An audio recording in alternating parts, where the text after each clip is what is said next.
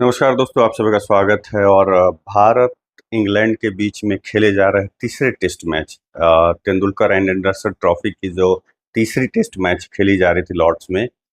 बहुत ही रोमांचक मोड़ पर पहुंच कर करके एक भारतीय क्रिकेट फैंस के लिए दुखद अंत हुआ। एक अनलकी हार, मतलब इससे बड़ा मैंने आज तक नहीं, ये जो आज की हार थी, ये दिल तोड़ देने वाला तो बहुत सारे हार देखे, लेकिन ये इस तरीके से अनलकी हार है कि कैसे एक बढ़िया डिफेंस होने के बावजूद और यूं टर्न लेकर करके गेंद जो है विकेट पे जाकर के लगती है और भारत की हार हो जाती है। लेकिन अगर इसमें पॉजिटिव देखेंगे तो बहुत सारी चीजें पॉजिटिव है इस भारतीय क्रिकेट के लिए, भारतीय टीम के लिए, क्योंकि भारतीय टीम पूरी तरीके से एक तरह से नई टीम है, एक यंग टीम है और इंग्लैंड की मजबूत बैटिंग लाइनअप है।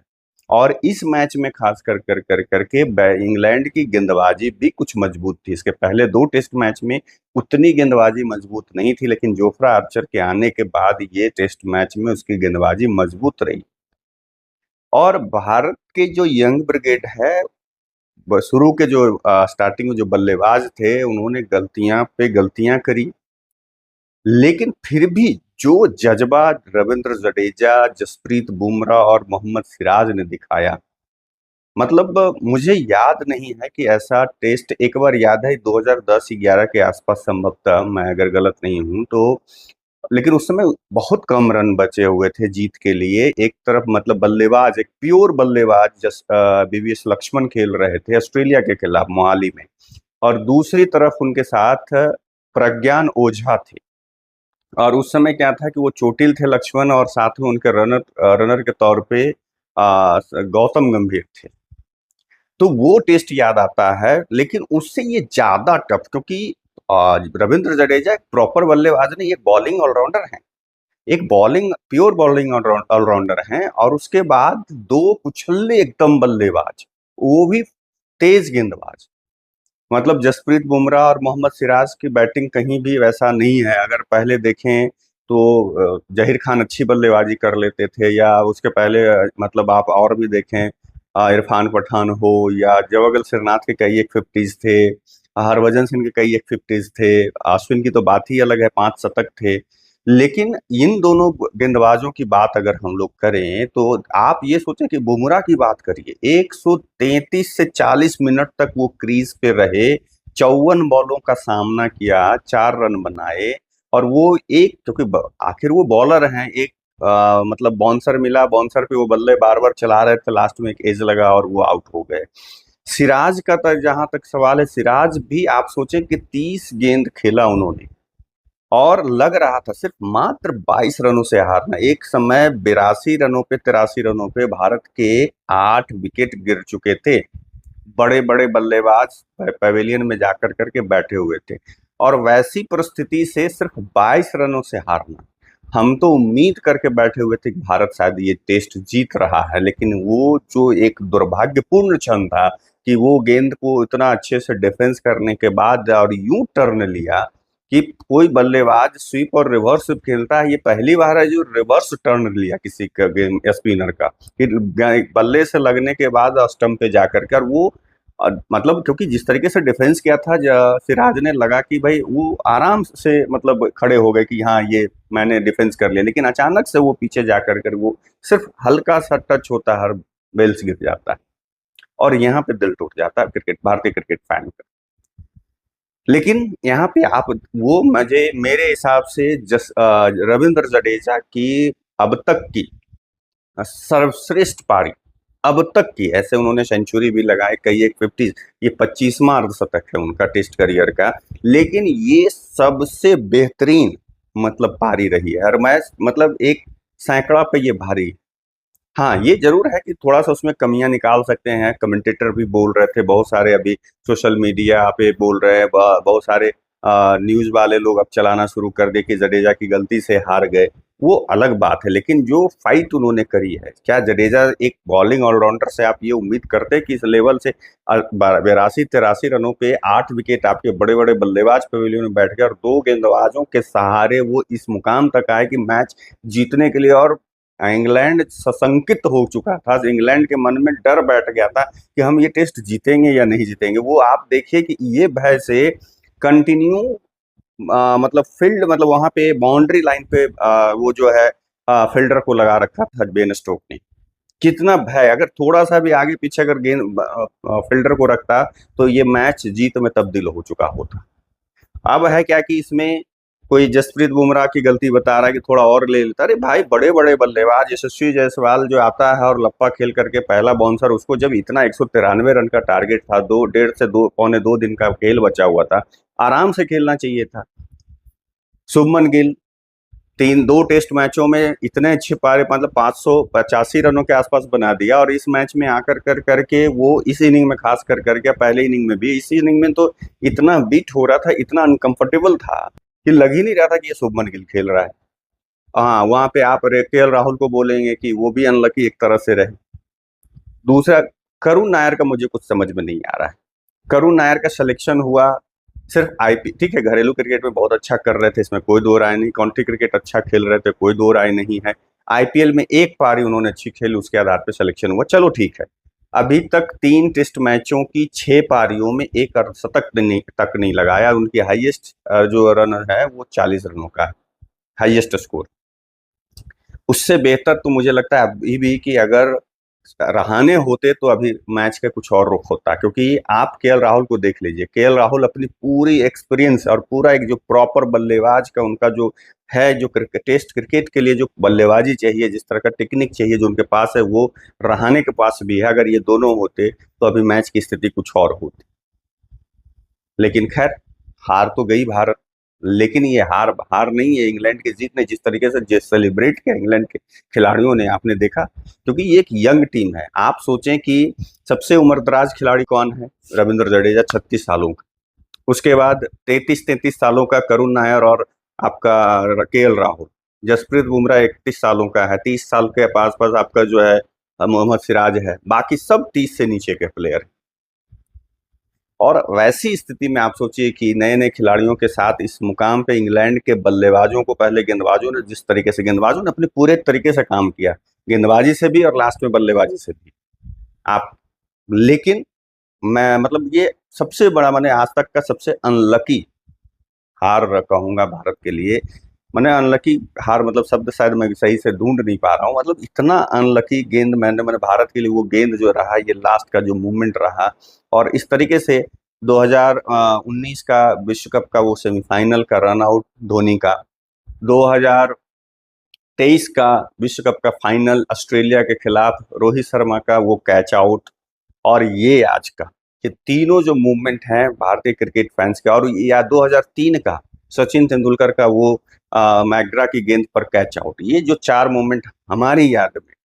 मेरी याद जहां तक, मतलब जब से मैं क्रिकेट देख रहा हूँ, ऐसे बहुत पहले से देख रहा हूँ, लेकिन जब से ये 4 ऐसे मूवमेंट हैं जो दिल को तोड़ देने वाले मूवमेंट भारतीय क्रिकेट के लिए। और अब आप सोचे कि रविंद्र जडेजा की अब तक की सर्वश्रेष्ठ विदेशी टूर है ये। अभी तक उन्होंने लगातार 4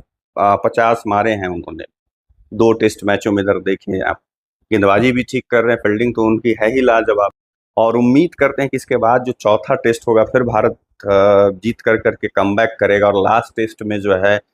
एक जो अभी जिस तरीके से अभी चल रहा है, तीसरा दिन याद होगा, तीसरा दिन का वो आखिरी ओवर, जो जसप्रीत बुमराह का गेंद ओवर जो है फेस करने से इंग्लैंड के बल्लेबाज के पैर कांप रहे थे। उनके जो है, मतलब एक तरह से इतना डरे हुए थे कि किसी तरीके से बहाने, जहां 3 ओवर का समय बचा हुआ था, वहां सिर्फ 1 ओवर हुआ, सिर्फ डर से कि कहीं जसप्रीत बुमराह 2 ओवर न डाल दे। 2 ओवर अगर डाल दिया तो विकेट गिरना ही गिरना। फिर भी मैंने उस समय से जो पूरा इस मैच में, अभी जैसे ऑस्ट्रेलिया के बीच देखा जाता था, इंग्लैंड के साथ वही चीज देखने को मिला, स्लेजिंग। जो एक टेस्ट क्रिकेट का जो आनंद है, जो एक अलग ही टेस्ट क्रिकेट में आनंद होता है, ठीक है, वनडे T20 का तो एक रोमांच होता है, इसका जो एक आनंद है, मतलब कहता है ना कि क्लासिकल सॉन्ग, एक मधुर म्यूजिक जो है बजता है तो एक आनंद, दिमाग को सुकून भरा, जो सुबह सुबह में सुनता है तो सुकून देता है, वो कृष्ण की बांसुरी की तरह उसी तरह से टेस्ट है। और उस टेस्ट का जो आनंद इस टेस्ट में देखने को मिला, खास करके इस सीरीज में जो देखने को मिला, और पिछले वो ठीक है, अब संजय मंजरेकर का तो पता नहीं, वो बहुत सारी चीजें, वो यही संजय मंजरेकर रविंद्र जडेजा को टेस्ट के लिए फिट ही नहीं मानते था, और आज वो है तारीफ करते थक नहीं रहे थे। खैर वो अलग बात है, लेकिन वो कह रहे हैं कि हम भारत जो है वहां पीछे चला गया जहां पे गिल ने जाकर के जैक क्रॉली के साथ उलझा, वो जो लास्ट ओवर में जो वो लेट कर रहा था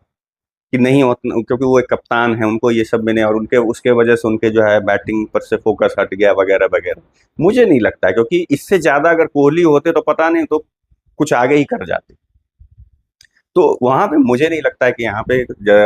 गिल ने कोई गलती करी थी, क्योंकि वहां पे जैक क्रॉली गलती पे गलती किए जा रहे थे, जानबूझ के डिले, जानबूझ के, सोचिए 3 ओवर का मतलब समय बचा हो, सिर्फ 1 ओवर हो, कोई भी कप्तान, कोई भी बल्लेबाज, कोई भी टीम उसमें अनवाइड होकर करके कुछ करती, और उसके बाद जो रोमांच चढ़ा, और उसके बाद कल होकर करके इंग्लैंड टीम को 193 रनों 92 रनों पे समेटना, तो उम्मीद एक जगी। लेकिन वहां पे हल्के में, क्योंकि अभी यंग टीम है, तो ये लोग छोटे स्कोर को सीरियसली नहीं लेकर के कि हमें समय बिताना है, अगर 30-30 40 रन का भी स्कोर कर जाते तो मामला कुछ और होता। लेकिन वो यशस्वी जायसवाल का आना और आड़ा तिरछा खेल करके चले जाना, 0 रन बना कर करके, शुभमन गिल आकर करके वो अंदर से, उनके अंदर वो लग रहा था कि मैं जल्दी से, और वो जो गुस्सा था जैक क्रॉली के साथ वाला, या उसके बाद, और जिस समय वो आए, जब जब से मतलब उसके बाद भारतीय टीम जब चौथी पारी में जब क्रीज पे आने बल्लेबाज शुरू हुए, और उसके बाद इंग्लैंड के खिलाड़ियों का स्लेजिंग करना, और वो जो रूट का जो कोहली करते थे, इस तरह से कर कर करके हाथ से वो मतलब दर्शकों को उत्साहित करते थे शोर करने के लिए, और ब्रेंडन मैकलम का वहां से पवेलियन से बैठ कर कर करके खिलाड़ियों को, इंग्लैंड के खिलाड़ियों को इशारा करना कि इन लोगों को मतलब बोलो, कुछ स्लेजिंग करो, और इन लोग को मतलब चढ़ाओ एक तरह से, वो भी फुटेज आप लोग देखे होंगे। और उसके वजह से मुझे लगता है कि थोड़ा सा पैनिक कर गया भारतीय बल्लेबाज, और करुण नायर तो मुझे लगता है कंफ्यूज हैं, वो पता ही नहीं उनको चल पा रहा है किस गेंद को खेलूं किस गेंद को छोड़ूं, तो मुझे लगता है कि अगले मैच से उन्हें बैठाना ही बेहतर है, उसके जगह पे साई सुदर्शन, जब आप पूरी की पूरी यंग टीम खिला रहे हो तो खिलाओ ना पूरी टीम, यंग टीम को ही, क्या दिक्कत है। मुझे लगता है कि अगले मैच में करुण नायर को बिठा कर कर करके साई सुदर्शन को मौका देना चाहिए। तो कुल मिलाकर करके ये जो टेस्ट मैचेस है, अगर आप देखें यहाँ पे, ऐसे ये अब तक जो ये सीरीज गुजरी है, बहुत ही बेहतरीन सीरीज, एक मतलब क्रिकेट फैन के नजरिए से देखें, ठीक है, हम भारतीय क्रिकेट फैन हैं तो हमें ये हार, और पहले मैच में नजदीकी हार, ये दोनों नजदीकी हार, ये भी है और वो भी, लेकिन ये जो है फाइट, इसमें भारतीय टीम ने फाइट करी है, कि उम्मीद एक समय 107 मतलब 82-83 रनों पे 8 विकेट गिरने के बाद उम्मीद ही नहीं कर सकते थे कि आप जीतने की स्थिति में आ सकते हैं। पहली मैच में जो है लगभग 15 कैचेस, 10 से 15 कैचेस जो भारतीय टीम ने छोड़ी, उसका खामियाजा भुगते, लेकिन सेकेंड टेस्ट में क्लीन तरीके से जो भारतीय टीम ने टेस्ट जीत दर्ज करी, और जिस तरीके से अभी तक भारतीय टीम के बल्लेबाज इस मैच में, मैं अलग बात है कि हाँ यशस्वी जायसवाल और शुभमन गिल नहीं चले, लेकिन बाकी के भी बल्ले, और ये करुण नायर को तो छोड़ दीजिए, पूरे सीरीज में वो नहीं चले, लेकिन केएल राहुल का शतक पहली पारी में, ये ऐसे दूसरे बल्लेबाज हैं कि यहाँ पे लॉर्ड्स के मैदान में दूसरा शतक लगाया है, इसके पहले सिर्फ दिलीप वेंगसरकर 3 शतक वो लगाए हैं लॉर्ड्स के मैदान पे। तो उनका 100 तक लगाना, दूसरी पारी में 39 रन, जडेजा का दोनों पारियों में शतक लगाना, पहली पारी में ऋषभ पंत का अर्धशतक, अगर ऋषभ पंत वो रन आउट नहीं होते, अगर ये टेस्ट का पूरा का टर्निंग पॉइंट मानेंगे भारतीय टीम का, तो वो रन आउट था ऋषभ पंत का, अगर ऋषभ पंत वो रन आउट नहीं होते तो लगभग 50 से 100 रन के आसपास जो है भारतीय टीम लीड में होती, और 192 रन जो भारत को मिला था लीड जीत के लिए लक्ष्य, वो कुछ और होता, और अब तक भारतीय टीम जीत गई होती। खैर, लेकिन ये तो मतलब एक है कि बस ऐसा होता वैसा होता, लेकिन अंततः भारतीय टीम हारी है, लेकिन इस हार से भी पॉजिटिव देखने की जरूरत है, और ये जो चैनल वाले या सोशल मीडिया पे कह रहे हैं उस प्लेयर की खामी, उस प्लेयर, सब साइड कीजिए, क्योंकि यंग टीम है भाई, मतलब बदलाव के फेज से भारतीय टीम गुजर रही है, तो इतना बनता है इस स्थिति में आके, और उस इंग्लैंड के घर में जाकर करके इंग्लैंड को इस तरीके से टक्कर देना, और इंग्लैंड को पसीने छुड़ाना, चक्के छुड़ाने वाली स्थिति में, तो भारतीय टीम के लिए तो ताली बजती है, और उम्मीद करते हैं कि चौथे टेस्ट में भारतीय टीम जीत दर्ज करेगी। खैर, और बुमराह तो भाई अब धीरे-धीरे ऐसे स्थिति में आ रहे हैं कि वो लगभग हर मैचेस में जब भी खेलते हैं 5 विकेट लेते हैं। लेकिन एक चीज़ और आपको आंकड़े उनको ध्यान देने होंगे कि बुमराह जितने टेस्ट मैच खेले हैं, उन टेस्ट मैचों में हार के परसेंटेज ज़्यादा हैं बनिस्बत उनके जितने टेस्ट मैचेस में वो जब से टेस्ट खेलना शुरू उन्होंने किया है, तब से जब से वो नहीं खेल जब तक जिन-जिन टेस्ट मैचेस में नहीं खेले हैं, अगर उन टेस्ट मैचेस में जीत का परसेंटेज या हार का परसेंटेज देखिएगा, तो जीत का ज़्यादा परसेंटेज है। लेकिन इसको अलग छोड़ दीजिए क्योंकि कोई भी प्लेयर हारने के लिए थोड़ी खेलता है। लेकिन बुमराह जब खेलते हैं तो पता नहीं दूसरे तरफ जो है बल गेंदबाज का या जो है भी बाकी लोगों का वो सपोर्ट नहीं मिल पाता। लेकिन इस टेस्ट में सभी एज ए बॉलर का जो एक यूनिट था वो उसने बॉलिंग यूनिट ने काम किया और अच्छा लगा देख करके। उम्मीद करते हैं कि ओल्ड ट्रैफर्ड में जो है भारतीय टीम कमबैक करेगी और 2-2 से बराबरी करेगी। चलिए आप लोगों से विदा लेता हूँ, दूसरे वीडियो में मिलूंगा। नमस्कार।